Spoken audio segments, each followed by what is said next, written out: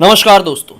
Bloody सत्य के एक और हैरान कर देने वाले बहुत ही ज्यादा खौफनाक से अनोखे एपिसोड में मैं आप लोगों के सामने लेकर आ गया हूं कलकत्ता के एक बहुत ही प्रसिद्ध होटल में घटी हुई सच्ची घटना की ऐसी सच्ची खौफनाक कहानी जो आज आप लोगों के रोंगटे खड़े कर देगी दोस्तों। दरअसल ये घटना पूरी तरह से सच्ची है और आज से लगभग 14 साल पहले एक ब्रांडेड होटल में एक कैबिन क्रू के साथ घटी थी। दरअसल इस घटना में केवल वो लड़की शामिल नहीं थी बल्कि उसके साथ उसकी रूममेट भी शामिल थी जो कि फिर से उसी कंपनी में काम कर रही कैबिन क्रू थी। अब ये कहानी ऊपर ऊपर से सुन के आपको बहुत ज्यादा कंफ्यूज कर रही होगी, इसलिए हम लोग शुरू से शुरुआत करेंगे और कहानी की गोपनीयता को बरकरार रखने के लिए हम लोग इससे जुड़े हुए सारे पात्रों के और जगहों के नाम चेंज कर देंगे। इस होटल का नाम हम लोग रख देते हैं रॉयल होटल। लड़की जिसके साथ ये घटना घटी उसका नाम हम लोग रख देते हैं दिव्या, और दूसरी लड़की जिसके साथ ये घटना दूसरी तरीके से घटी उसका नाम रख देते हैं हम लोग सना। ये लोग कैबिन क्रू थी और एक ऐसी फ्लाइट कंपनी में काम करती थी जिनकी फ्लाइट नेशनली और इंटरनेशनली ट्रेवल करती थी। अब कैबिन क्रू की क्या जिंदगी होती है कि ये लोग फ्लाइट के साथ ही ट्रेवल करती हैं और देश विदेश पूरी दुनिया घूमती है। बेशक इसके साथ काफी सारा उनका काम होता है, लेकिन हम लोग काम के अंदर नहीं जाएंगे क्योंकि हमारी कहानी उनके काम से नहीं उनकी जिंदगी से रिलेट करती है। दरअसल दिव्या और सना अपनी फ्लाइट में सवार होती है और यह फ्लाइट इंटरनेशनली ट्रैवल करने वाली थी। इंटरनेशनल इंडिया के बाहर वो लोग जाते हैं और फिर रिटर्न में उन्हें कोलकाता रुकना था और फिर कोलकाता से उन्हें दूसरी फ्लाइट पकड़नी थी जो कि कोलकाता से मुंबई की होती और फिर मुंबई से दूसरी फ्लाइट पकड़नी थी जो कि मुंबई से दिल्ली की होती। तो ये लोग इंटरनेशनली इंडिया के बाहर गए, रिटर्न में ये लोग कोलकाता में आ गए। अब ऐसा था ना भाई कि जहां पर भी इनकी फ्लाइट आई और हॉल्ट रहता था तो उस पर्टिकुलर सिटी में एक पर्टिकुलर होटल होता था, वहीं पे सारे कैबिन के क्रू और सारे मेंबर्स स्टे करते थे और अगले दिन जब भी फ्लाइट का टाइम होता था अपनी फ्लाइट पकड़ते और दूसरे शहर के लिए निकल जाया करते थे।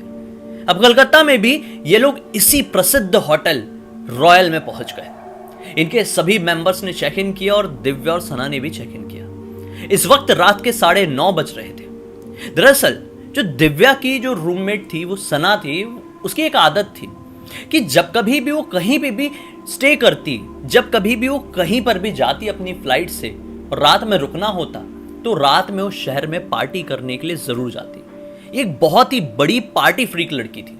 ये केवल इंतजार करती थी कि कब मौका मिले और कब वो उस शहर में पार्टी करने के लिए जाए। दिव्या ऐसी नहीं थी।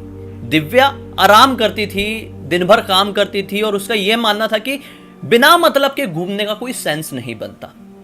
अब ये लोग कलकत्ता के उस प्रसिद्ध होटल में चेक इन किए और एक रूम अलॉट हुआ 2 क्रू मेंबर्स को, और ऐसा ही होता है, एक एक रूम 2-2 लोगों को मिलता। अब दिव्या और सना को एक रूम मिला, ये लोग अपने रूम के अंदर एंटर किया। एंटर करते करते रात के 9:45 बज गए।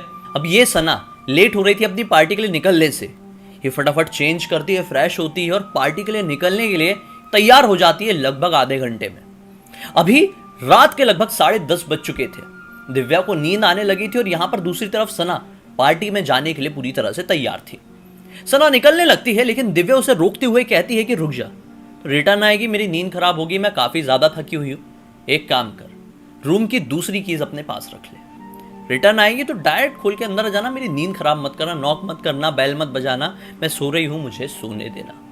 सना भी कहती है ठीक है, तू फिक्र मत कर, मैं समय पर आ जाऊंगी और तुझे परेशान नहीं करूंगी। ऐसा बोल के वो रात के लगभग 10:30 से 11:45 बजे के बीच अपने होटल रूम से निकल जाती है। ये घूमने के लिए कहां गई थी इसके बारे में दिव्या को कोई भी जानकारी नहीं थी। दिव्या को बहुत ही तेज नींद आई और ये लगभग 11 बजे अपनी रूम की लाइट्स ऑफ करके पूरी तरह से सोने के लिए चली गई ब्लैंकेट तोड़ के। अब रात के तकरीबन 2:30 बजे दिव्या का रूम नॉक होता है।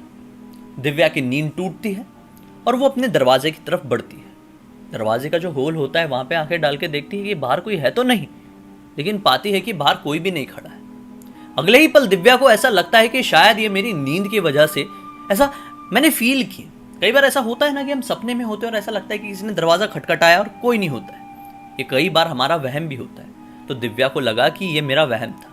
ये वापस से सोने के लिए जाने लगती है कि इस बार प्रॉपरली दरवाजा नॉक होता है, घंटी बजती है। वापस से दिव्या देखती है कि कौन आया हुआ है तो पाती है कि बाहर इसी की रूममेट सना खड़ी हुई है। तुरंत ही दरवाजा खोलती है और तुरंत ही सना से कहती है कि देख, मैंने तुझे मना की थी ना कि दरवाजा नॉक मत करना, बेल मत बजाना, इसलिए तो तेरे पास एक्स्ट्रा की थी। अब मेरी नींद खराब हो गई है, मैं काफी ज्यादा थकी हुई थी, तू समझती क्यों नहीं है किसी चीज को? नहीं, चल अब आ गई है तो ठीक है। लेकिन सामने खड़ी हुई सना उसे एक शब्द का भी जवाब नहीं देती है, अपना पर्स साइड में रखती है और सीधे वॉशरूम की तरफ निकल जाती है। दूसरी तरफ यहाँ अपनी दिव्या काफ़ी ज़्यादा नींद में थी, इसलिए वो डायरेक्टली अपने बेड की तरफ जाती है और वापस से ब्लैंकेट ओढ़ के सोने लगती है।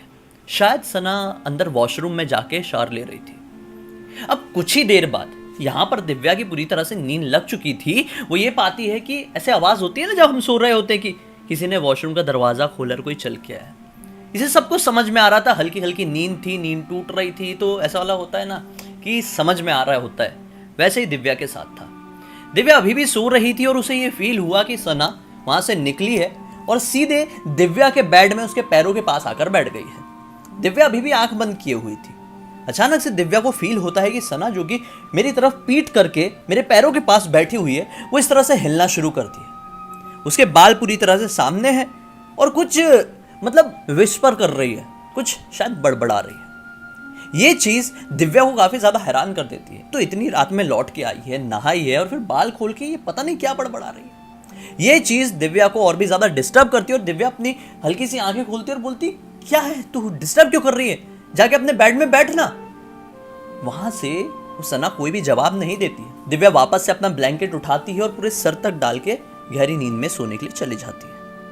अगले ही पल शायद 10 या 15 मिनट बीते होंगे, दिव्या को अपने ही रूम में से टीवी की आवाज सुनाई देती है और उसकी नींद फिर से टूटती है। हल्की सी धुंधली धुंधली आंखें खोलकर देखती है तो दिव्या पाती है कि रूम में टीवी चालू है और शायद कोई बंगाली मूवी चल रही है। ये चीज दिव्या को और सोचने पर मजबूर कर देती है कि मेरी रूममेट सना, जो कि बंगाली लैंग्वेज को इतना सा भी नहीं जानती है, वो बैठ के बंगाली मूवी क्यों देख रही है।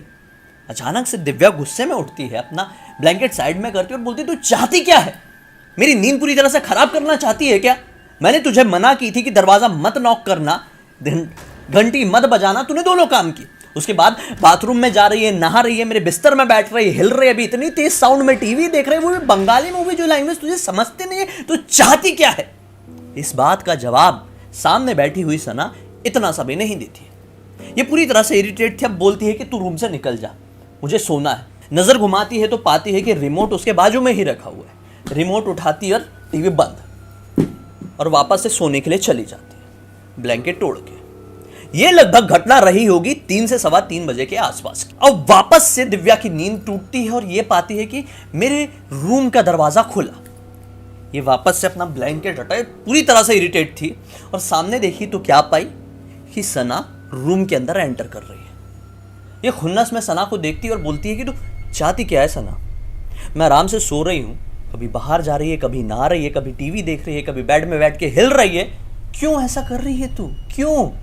सना बोलती है, कम ऑन, क्या बोल रही है, मैं तो अभी अपने रूम के अंदर आई हूँ, मैं तो पार्टी से अभी लौट रही हूँ, मैं तो यहाँ पे थी नहीं, मैं तो सिटी साइड में थी और सिटी साइड यहाँ से बहुत दूर था, मैं बार बार क्यों आना जाना करूंगी?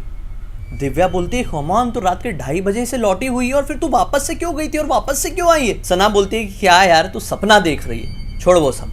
ऐसा बोल के ना अपना पर्स साइड में रखती है और वॉशरूम की तरफ बढ़ जाती है। वॉशरूम का दरवाजा खोलती है और जोर की चीख एक दिव्या को सुनाई देती है।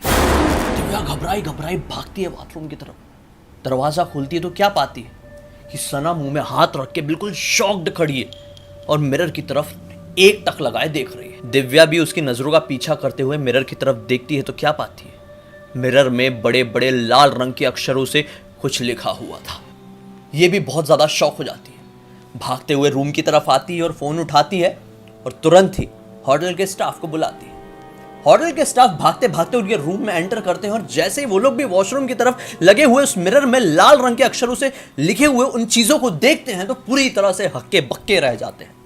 यहां पर दिव्या और सना को बिल्कुल भी बंगाली लैंग्वेज नहीं आती थी, जैसा मैंने आप लोगों को बताया, लेकिन जो स्टाफ मेंबर्स थे वो वहीं के रहने वाले थे और उनको बंगाली आती थी। उसे देखकर ये लोग आपस में ही बंगाली में कुछ बोलने लगते हैं, जिसे देखकर दिव्या और भी ज्यादा घबरा जाती है कि ये लोग क्या बोलना चाह रहे हैं और ये चीज हमारे रूम में आई कैसे, लिखी कैसे है, खून से लिखी है कि लिपस्टिक से लिखी है कि लाल रंग का पेंट है, कुछ समझ में नहीं आया, लेकिन लाल रंग का था। ये तुरंत ही बोलती है कि अपने ऑन ड्यूटी मैनेजर को बुला के लेके आओ। ऑन ड्यूटी मैनेजर अविनाश यहां पर पहुंचता है। अविनाश भी ये देखता है तो काफी ज्यादा हैरान हो जाता है और अगले ही पल दोनों लड़कियों से कहता है कि मैम, मैं ये चाहूंगा कि आप ये रूम अभी खाली कर दें। ये लोग हैरान कैसे कैसे बोल सकता है यार, सुबह सुबह का वक्त है, हम लोग को रेडी होना है, निकलना है अपनी फ्लाइट के लिए। अविनाश बोलता है कि मैम आप समझने की कोशिश कीजिए, ये जो कुछ लिखा है ये ठीक नहीं है।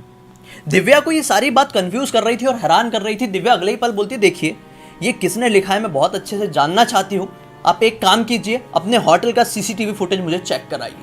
ये सुनकर अविनाश कहता है कि मामला तो सीरियस है, सीसीटीवी फुटेज चेक करते हैं। ये लोग सब लोग जाते हैं और सीसीटीवी फुटेज चेक करते हैं तो क्या पाते हैं, रात के तकरीबन 2:30 बजे दिव्या ने अपने रूम का दरवाजा तो खोली थी लेकिन रूम के अंदर कोई एंटर नहीं किया था।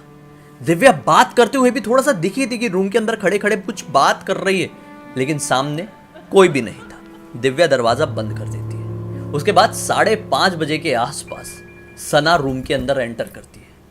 ये सारी चीज देखकर सना और दिव्या पूरी तरह से हैरान थी और दिव्या बार बार रिपीट कर रही थी कि सना तो 2:30 बजे भी आई थी लेकिन सीसीटीवी फुटेज में कोई भी अंदर आते हुए नहीं दिखा था।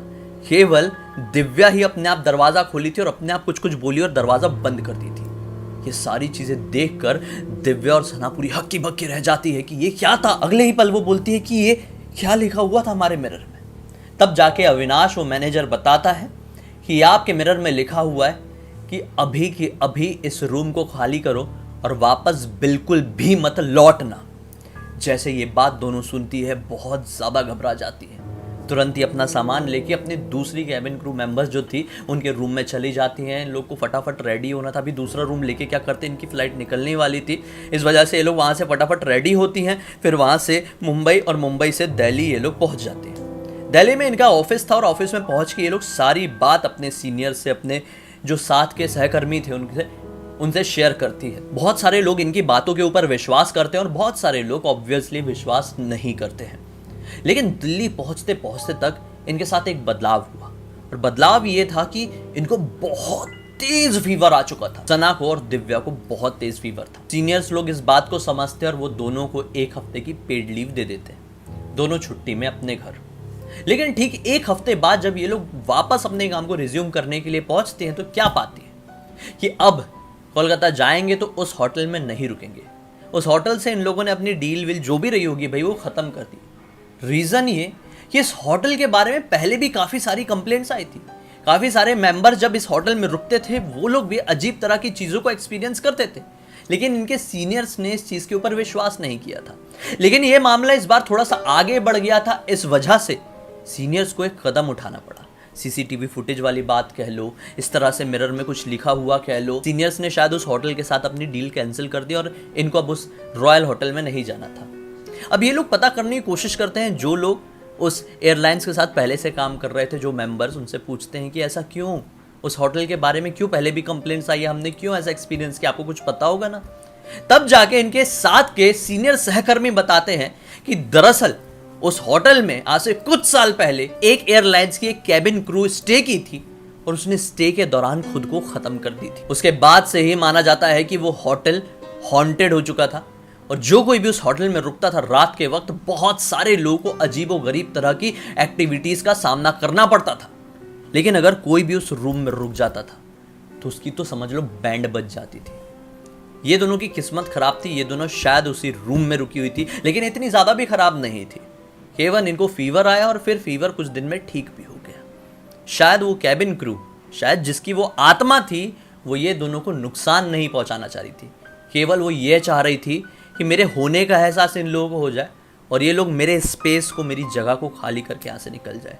क्योंकि ऐसी शक्तियों की खुद की स्पेस होती है, खुद की जगह होती है और ये बिल्कुल भी पसंद नहीं करते हैं कि इनकी स्पेस के अंदर और इनकी जगह के अंदर कोई भी बिना मतलब के, बिना परमिशन के एंटर करे। ऐसी थी ये खौफनाक कहानी, कितना ज़्यादा डरा देती है। और ये कहानी सुना, ये कहानी पढ़ा तो मुझे भी मेरे एक होटल वाले एक्सपीरियंस की याद आ गई, जिसको शायद मैंने कभी किसी वीडियो में शेयर किया हूँ। नहीं किया होगा तो ज़रूर करूँगा। क्या जानना चाहते हैं? कमेंट सेक्शन में ज़रूर बताइए। अब तक इस वीडियो को देखे हैं तो लाइक ज़रूर कर देना, चैनल को सब्सक्राइब करके बेल आइकन दबा के ऑल के ऑप्शन में क्लिक करना है, क्योंकि किसी तरह के हैरान कर देने वाले खौफनाक वीडियोस आप लोगों के सामने डेली लेके आते रहता हूँ। इन सबके लिंक इस वीडियो के डिस्क्रिप्शन बॉक्स में मिल जाए, क्लिक करके डायरेक्टली वहाँ पर पहुँच जाना। और इसी तरह की कोई भी कहानी या टॉपिक है तो लिख भेजना, हो सकता है मेरा अगला वीडियो आप लोग की कहानी या टॉपिक के साथ ही बन रहा हो। चलिए कल फिर से मिलता हूँ, तब तक के लिए बहुत बहुत धन्यवाद। आप लोग का दिन शुभ हो।